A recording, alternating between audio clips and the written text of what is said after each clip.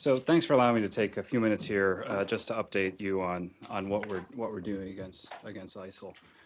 And I was with a lot of you in Vienna and then Antalya and then Paris. Spent an extra day in Paris. And a real theme, of course, coming out of those trips is not only our solidarity with the French, but our commitment across the entire globe, and you really felt this, I think, in Antalya, to accelerate our efforts against this barbaric terrorist organization. And what we are doing now, the steps we're taking have really been building for the last year. If you go back to a year ago, the thought of our putting real pressure on the heartland of ISIL and its main connections between Raqqa and Mosul is something we wanted to do, but it wasn't impossible to do that a year ago. Taking back major ground and territory, finding out about the financial networks, the economic structures, how they're actually financing themselves, and then trying to root that out. That wasn't possible about a year ago, even 6 months ago, but it's possible now.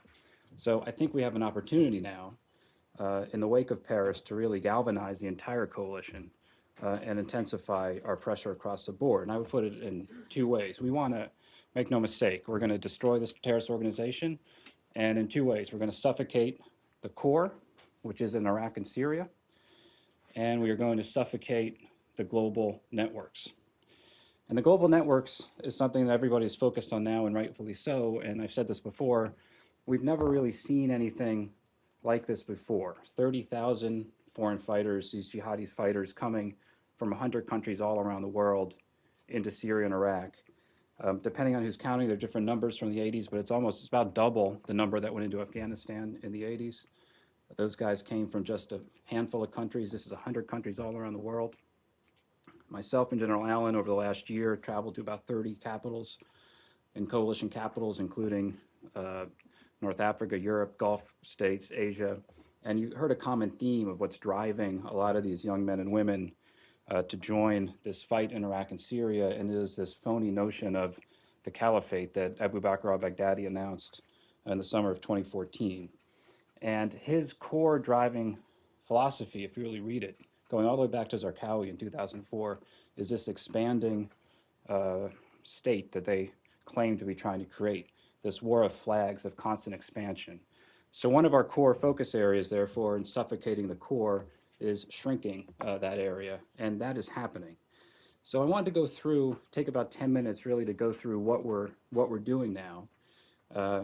It's a combination of activities, economic, diplomatic, political, military, and talk about that, and then also what we're doing, of course, in the global, with the global networks. But in suffocating the core, I think you have a general map there just to situate where you are. And you've heard a lot about these disparate pieces. But when we look at it every day, those of us working on this every day with our national security team in the White House and the Pentagon and Treasury Department, it's all part of a coherent whole. And if you go around the map, I just go clockwise. There's been a lot of talk, of course, we were all just in Turkey, about this 98-kilometer area. It's the last area of the border that ISIL still controls with Turkey. It's on the top left of the map. There's a town called Mare. You hear about the Mare line. That is the extent of ISIL's westward advance.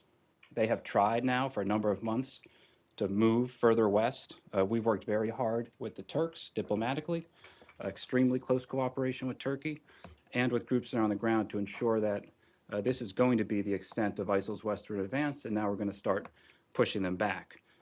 My colleagues in the Defense Department can talk in more detail about that, but of course at Incirlik Air Base, we've significantly increased our presence with F-16s, with A-10s, and most recently with F-15s, and that came out of an agreement that we negotiated with the Turks now going back about 3 or 4 months ago, and we think that's going quite well.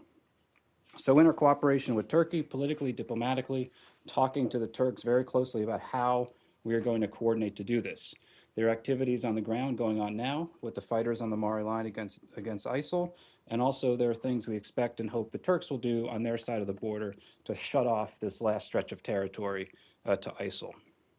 If you go to the east, what I would say is number 2, it's very important as you see the Euphrates River bisect Syria, the entire eastern side of the Euphrates River, which a year or so ago was almost all entirely under ISIL, is now entirely inhospitable to ISIL. That, of course, started in the town of Kobani. At one point, we were down to just a few blocks in Kobani and a few hundred of the fighters in Kobani defending the town. We made a decision about a year ago to help them, starting with an airdrop and then military support, and they have expanded from there. A very significant defeat to ISIL, in which we then took away their main border entry point, which is on the map here, of Tel Abyad. Tel Abyad was their hub. It was their economic hub. It was where they processed all of their foreign fighters. It is no longer an area in which they can do anything. And this expansion of the fighters in this part of Syria continues. And if you go to the east of Syria, in Hasaka, south of there, Al-Hal, and my colleagues at DoD have talked about this, and our role has been diplomatically trying to get these forces on the ground to work together, cooperation with some of the Iraqi Kurds to make this all work. It's been very difficult, but over the last about 30 days, they've launched a series of operations against ISIL, and it's been quite successful, taking that town of Al-Hal and then pushing south. And that has been synchronized, just keep going clockwise, with what's happening in Sinjar. Sinjar, again, took a lot of diplomatic activity, a lot of trips to northern Iraq, a lot of coordination with the Kurdish Peshmerga to help set up the conditions to do this. And that operation launched about 2 weeks ago, and Kurdish Peshmerga retook the town of Sinjar.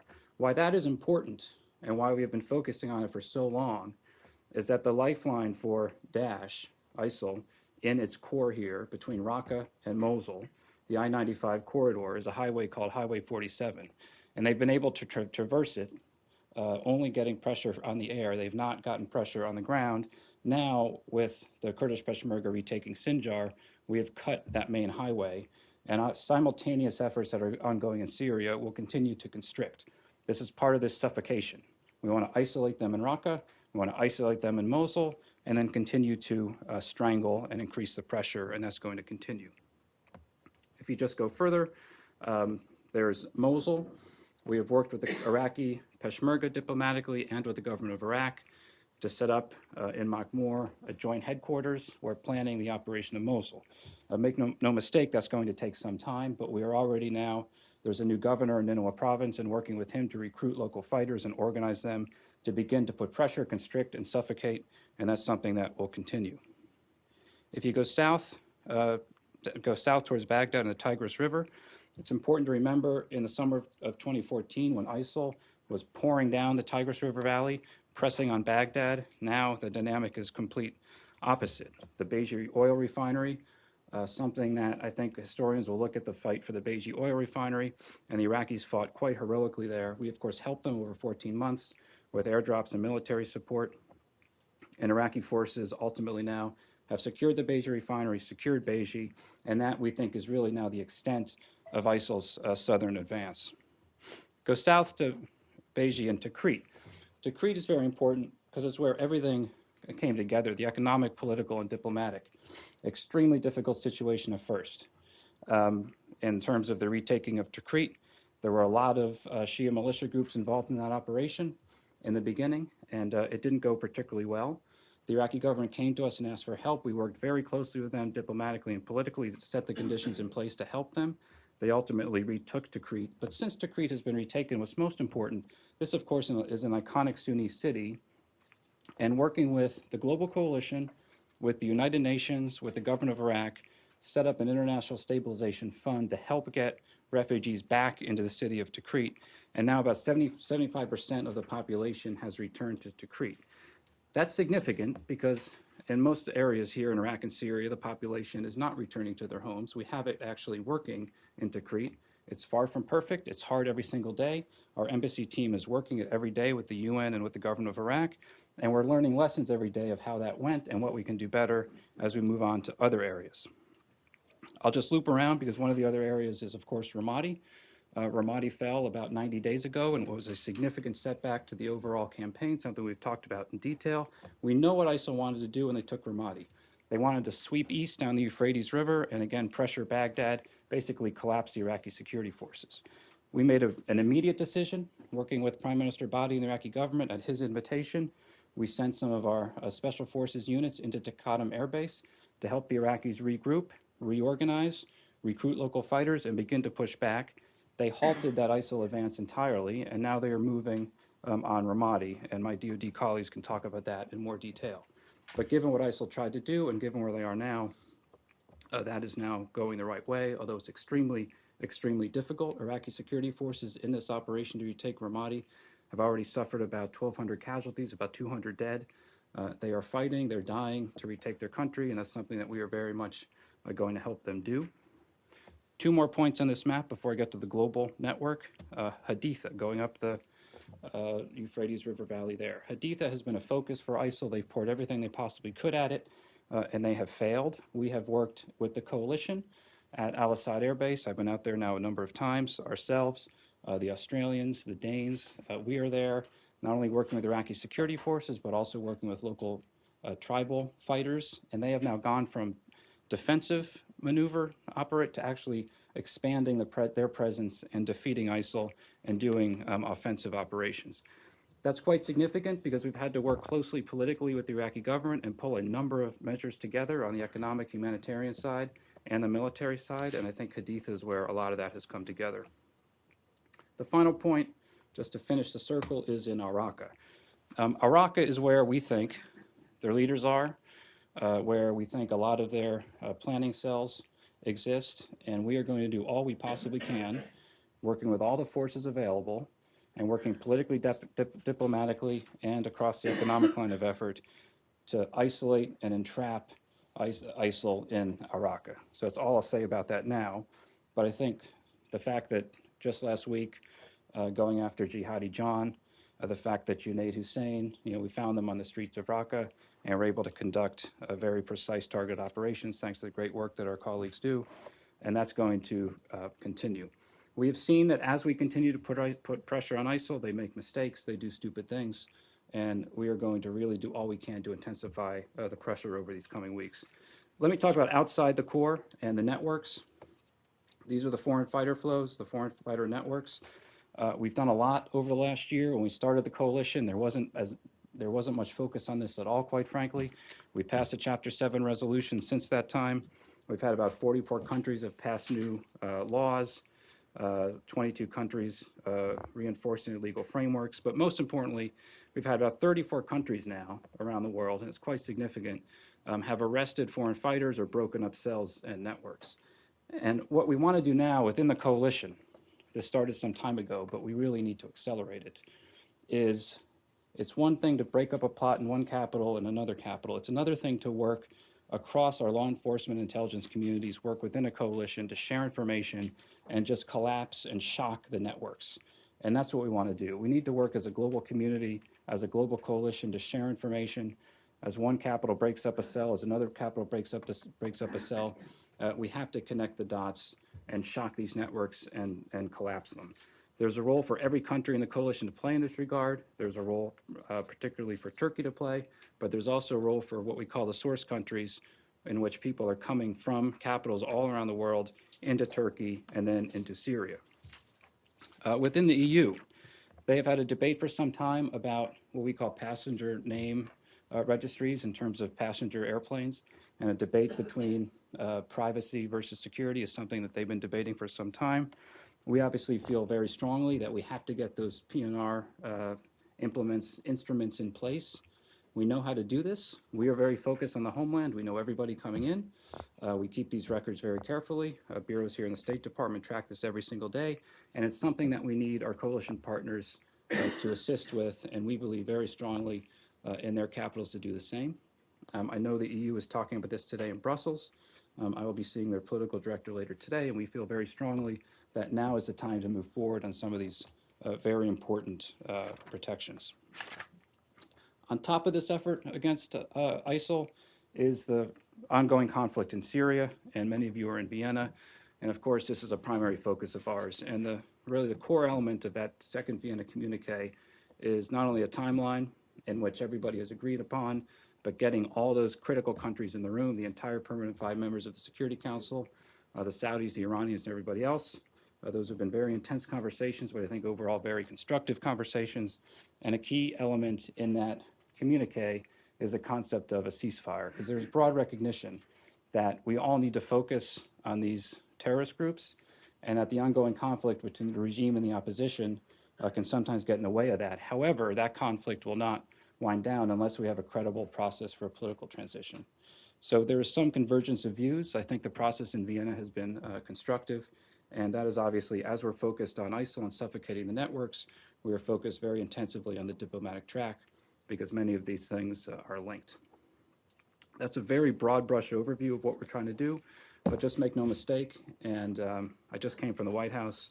We're, of course, getting ready for the visit of President Hollande. We just saw him the other day in Paris, and we stand with them. We're going to help them. They're moving the Charles de Gaulle, it's there now, into the Eastern Mediterranean.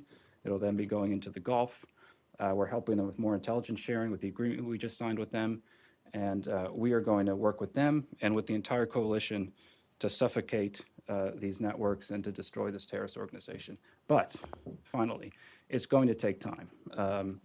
There are just no shortcuts here. These guys, they grew out of the AQI, an enemy that we knew very well, but they are better in every respect. They're better manned, they're better funded, they're better resourced, they're better fighters.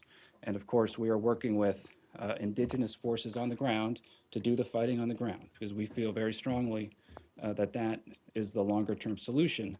But we are putting U.S. Special Forces on the ground into Syria, as the President has announced, to help enable those forces. We are putting U.S. Special Forces on the ground. Of course, we already have them in Iraq to help advise and assist and enable. And those are the types of things that we'll be looking to intensify over the coming weeks. Start with a few questions here. I'm okay. Dave, go ahead. Yes, you make a good case about shrinking the core ISIS territory in Syria and Iraq. But parallel to that, in recent months, we've seen that they're able to carry out attacks in continental Europe. They appear to have planted a bomb on a Russian plane in Sinai. Several groups in Africa have either pledged allegiance to them or have sprouted out of ISIS sympathizers in Libya, arguably Nigeria, other parts of the Sahel. How does this fit into a broader global campaign against ISIS and jihadi-style groups? Well, one thing, it's not just focused on Iraq and Syria, as I tried to say. So we have to focus on Iraq and Syria because that's one of the main draws on appeal, and we cannot allow these guys to have safe haven. So suffocating the core is critical. But at the same time, in parallel and just as intense and just as determined and just as decisive, we want to focus on the global networks. The global affiliates, it's more complicated than sometimes. A lot of these terrorist groups have already been existing for some time, and just because they put up an ISIL flag doesn't necessarily make it more of a threat than it might have already been. However, and we're looking at each affiliate very closely, we have a whole process for this. We're looking at, are there connections between ISIL core and Raqqa and the global affiliate? Are there foreign fighter flows? Is there messaging coordination? And that is why when we see that, and when we see a leader affiliated with ISIL, we will not hesitate, obviously, to take action. And you just saw that last week where we targeted the head of ISIL in Libya. So this is something that is going to continue. But this is a global network. It is spread by modern technology and social networking. It is a challenge, something we have not seen before, and that's why we have to do this. That's why we built a global coalition of 65 members. And we need to coordinate better, share information more, do it faster. On Monday here at the State Department, we will be bringing in all the ambassadors of the coalition, and we will address them in some detail about our plans going forward. We will also be very specific for some additional resource needs we need from them. And we expect that Vice President Biden will come and address those ambassadors on Monday. You began by talking about the 98-kilometer stretch of the Syrian-Turkish border. Why has it been so difficult to close that, given that you have a functioning state to the north with an enormous standing army? What is so difficult about undertaking and then prosecuting that effort?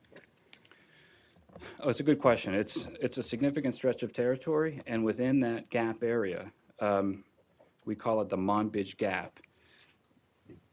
ISIL has fortified itself in there. So in that little 98-kilometer by 40-kilometer area, the town of Dabiq is there. Dabiq is their kind of ideological capital. It's where they, in their perverse view of the world, believe Armageddon is going to begin. That's a very fortified ISIL town. Manbij is an area in which they collect foreign fighters and direct them across the battlefield. Jarabulus, Arai are areas in which they continue to funnel foreign fighters in. So this is a heartland for them, and they are fortified there. So to find the forces on the ground, to do the fighting and to do it in a way in which we know they're going to win, is something that we are in mill-to-mill conversations with the Turks on. But more importantly, and this came up in the conversation with President Obama and President Erdogan in Turkey, are efforts that the Turks are going to take on their side of the border. But the Turks have made clear to us they are all in on this effort. They have been, I think, from the moment that we opened the Incirlik Air Base agreement and started flying out of there. And one thing you can look at is that the Turks are flying F-16s and doing bombing runs against ISIL in this Mar-a-Lago area, regularly, consistently now. So it's a difficult geography, it's difficult terrain, and I defer to my military colleagues in terms of exactly how it will go. But we want to get it right. But it's also already started. You just look at what we're doing every single day in terms of airstrikes in this area. But most importantly, working with the Turks to coordinate to make sure that we can get this right. And that's a conversation from President Obama and President Erdogan. It's a conversation I have had a number of times. I was in Ankara before Antalya last week to see their foreign minister and others. Our vice chairman of the Joint Chiefs of Staff I spoke with yesterday is on his way to Turkey. And much of our conversations here are focused on taking care of this last stretch of territory. John, yes, one question. Go ahead. Thank you. Thank you, Mr. McGurk. About your your military aid for the Iraqi Kurds.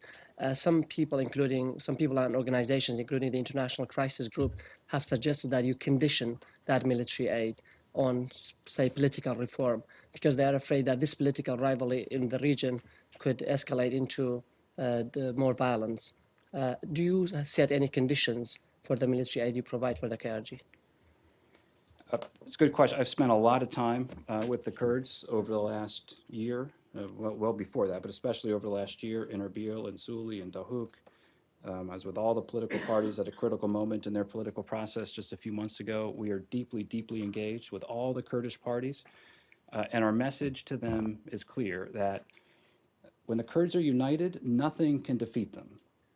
And we saw that in Kobani. In Kobani, as I said, we came to the aid of the defenders of the town of Kobani, but then we also worked diplomatically very aggressively with Turkey. And I was in Ankara late one evening with General Allen and Prime Minister Davutoglu about getting resupplies into Kobani, and the Turks, of course, then opened a corridor for the Iraqi Kurdish Peshmerga to come into Kobani. It was a moment in which the Kurds really united against this threat, and they dealt a decisive blow to ISIL. We do get concerned when we see the Kurdish parties politically divided because this war is not over. The Kurds are suffering martyrs every single day, so we constantly encourage them to unite their ranks against this threat. There will be political disagreements. There are time for those, but right now we really encourage the Kurds to be united against this threat. In terms of military support, we're working closely with the Peshmerga across the board, working closely with all the Kurdish parties, the PUK and the KDP, and we're making sure that they have what they need to prevail. Just one more question on the Syrian Kurds, just one more. Sir, the United States has definitely been supporting the Syrian Kurds a lot, and without the United States support, Kobani could have fallen. But the Syrian Kurds, when you talk to their leaders, they say we need more actual ammunition, actual weapons. And the United States has said, for example, even the recent airdrop was intended for the Arab opposition, not for the Kurdish forces. What is the hesitation here? Why the United States is not openly and actively providing them with weapons while it's willing to provide air cover for them? I just don't understand that quite well. I'm just not going to discuss all the details here of these conversations, but we're going to work with groups that are fighting ISIL and make sure they have what they need to succeed. Go ahead. Can you tell us anything about the role of U.S. military advisors on the ground? Are they literally just providing advice, or have they actually been engaged in any fighting, in any military action, actually handling weapons? Well, for the most part, our military advisors are providing advisory support, training, and assistance. That's across the board. So we have two sites in Anbar province, or in Taji, in Baghdad, of course, Basmaya, and across the Kurdish-Iraqi region. And we're joined by a number of coalition partners from Spain to the Dutch to the Danes to the Australians, the Brits, and the French. The French have a number of significant assets on the ground that are working very closely with us, particularly in northern Iraq. So it was primarily training, advice, support. The effort I mentioned in Taqadum Air Base, for example, it was about getting the Iraqis reorganized, getting them on their feet, helping them facilitate, working with the Iraqi government in Baghdad to get the forces available to begin to repush, take the initiative against ISIL in Ramadi. However, there are times, of course, when we believe it's in our national security interest and the president authorizes for more direct action missions. So you've seen that against Abu Sayyaf, the #1 financier of ISIL, an operation into northern Syria about 5-6 months ago now. And we collected more information off that site than we have in any special forces operation history. It is what has led now to a number of operations to really just completely uproot ISIL's economic, financial networks in Deir ez-Zor and eastern Syria. And you're going to see more of that. A lot of that came out of that raid. And of course, when we helped the Iraqi Kurdish Peshmerga do the rescue operation against the 70 hostages. And of course, we lost a brave American in that operation. So we have people in harm's way risking their life against this barbaric enemy, and that's going to continue. But I will say, I was in Erbil and I met these hostages who were rescued, all of whom were about to be executed the next morning. And it was just an incredible moment, and it just spoke to how important this is and why we need to do everything we can to prevail. Okay, we're gonna just take one more, Saeed. I'll give you the last question. Thank you. Sir, I wanted to ask you about Anbar. You said that you are mobilizing indigenous forces. What is the status of mobilizing the indigenous forces in the Anbar region to liberate Ramadi? Well, we set a target, and it was in the Iraqi budget of about 8,000 tribal fighters in Anbar province, paid for by the Iraqi government. We have had full cooperation from Prime Minister Abadi and the government for that effort. We have about, and the numbers fluctuate a little bit, we have about 7,000 in Anbar who are fighting. And we have found that when the tribes mobilize and they're able to coordinate with us, they're extremely successful. But let's remember, ISIL didn't just come into Anbar province when Mosul fell. They actually moved into Fallujah and into Ramadi on January 1st, 2014, going on almost 2 years now. And even before that, all through 2013, they were decimating the tribal structures and the networks, kind of trying to hollow out the societal structures that had existed. So this is extremely hard work. That's why we have these 2 sites in Anbar province to help mobilize the local indigenous forces to take back their communities.